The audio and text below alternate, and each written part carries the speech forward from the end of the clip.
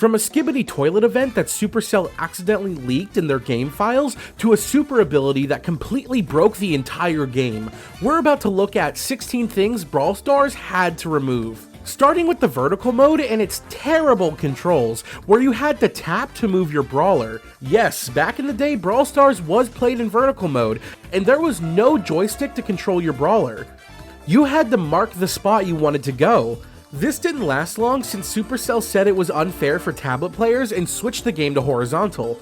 Heist used to be completely different from what it is today. Back in the day, Chuck couldn't drive up and down destroying your safe, or Crow could take out your safe in one super. There was only one safe in the entire round instead of one for each team. Players would either attack or defend the safe, but this version of the mode wasn't very popular, so Supercell reworked it into the heist we know today. And speaking of heist, there used to be actual TNT barrels in the mode that would explode if you shot them. Nobody really knows why they were removed, but it was super fun to blow them up and damage players. Of course, if you weren't careful, you could even blow up yourself. Next up, we've got some really strange game modes. In the early days of Brawl Stars, before ranked with its sweaty matches existed, there was a mode called co-op. In this mode, you teamed up with real players to fight against bots. Sounds just as boring as it was, right? Supercell later realized that players could easily farm trophies by beating bots, so they decided to remove it. But if you think that's the only bad game mode, think again. Supercell's developers got even more creative with Showdown Plus. The idea was to reduce teaming by giving players an extra trophy for every kill. I'm not entirely sure, but I think the mode was only available to Brawl Pass users, while free-to-play players had to stick to Classic Showdown. This feature wasn't well received, as it made free players feel left out, so Supercell eventually scrapped it again, but thank God we have Chaotic 3v3. And now, let's talk about the Elixir Pump. Just kidding. But there really used to be an elixir to upgrade your brawlers. Since it was really unoriginal and didn't fit well in the Supercell universe, it was replaced with the current system of coins and power points. To be fair, power points do have the same color as elixir. Maybe they're just made from it? Guess we'll never know.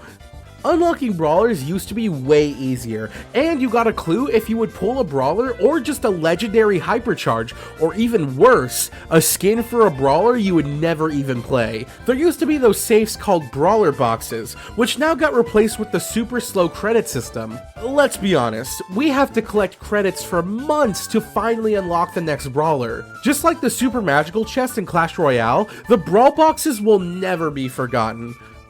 Brawl Stars is known for releasing overpowered brawlers, and it's not alone. Clash Royale loves introducing crazy evolutions that completely ruin the game's balance.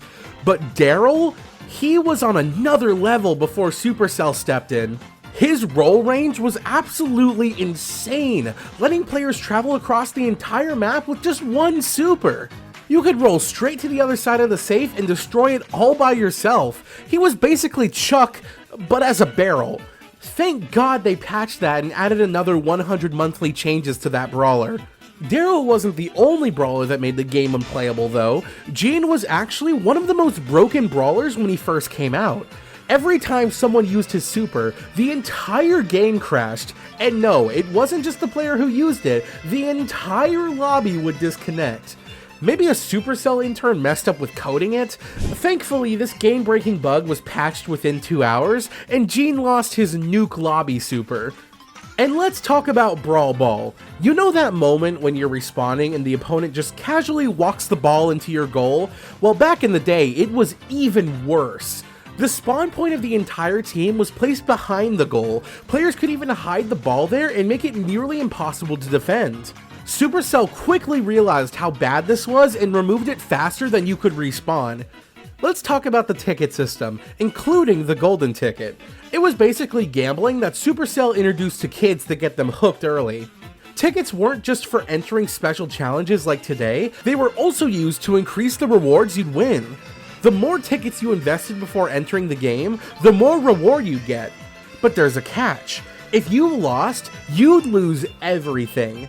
Thanks to my genius random teammates, Supercell removed it because it was too risky to rely on your mates. You could invest all your tickets, and then an 016 Dynamite would ruin everything. Did you know Supercell used to be generous back in the day? Brawl boxes actually included gems. Not a lot, but still better than pulling a legendary spray. You could even save up those gems to buy the Brawl Pass. For some reason this was removed, but honestly, I'm not too mad. I barely use gems in the game anyway. And here's something crazy. There used to be a trophy limit in the game. Unlike now where you can grind to the highest rank, back in the day, the system was really short. Each brawler maxed out at 500 trophies, and if you max them all out, you'd hit an overall limit of 8,000 trophies. Supercell clearly underestimated how fast players would grind to that limit. Now we've got a kind of endless trophy road that hardly anyone finishes. We all know that maxing a brawler takes time, but believe it or not, it used to be way worse. When gears were first introduced, you had to collect gear scrap to unlock them. But that wasn't all. You also had to upgrade the gears you already owned. And here's the worst part. Unlocking a gear only applied to the brawler you bought it for. That meant you had to buy and max the same gear for every single brawler. Thankfully, Supercell simplified the system later on, but honestly, if you ask me, gears are pretty useless compared to the impact of superpowers. In my opinion, giving brawlers multiple star powers to choose from would make the game way more interesting. Now, many of you have probably heard about Skibidi Toilet. A Twitter user once discovered a leaked game file that appeared to be related to a Skibidi Toilet skin. Maybe Rico? Since Brawl Stars has already partnered with the big names like SpongeBob and Godzilla, a Skibidi Toilet event wouldn't be too surprising. But this leak caused huge drama on Reddit and Twitter, and the skin mysteriously disappeared, or at least it hasn't been seen for a while. And finally, let's talk about something all Supercell games have in common: no ads. While they're all pay to win, there used to be an option in Brawl Stars to watch ads to upgrade your rewards. These ads were super useful and gave you huge bonuses that helped you progress faster. It's a shame that they removed this feature because it made grinding a lot easier. If you enjoyed this video, make sure to check out my other ones, especially the in-depth Piper guide I made recently.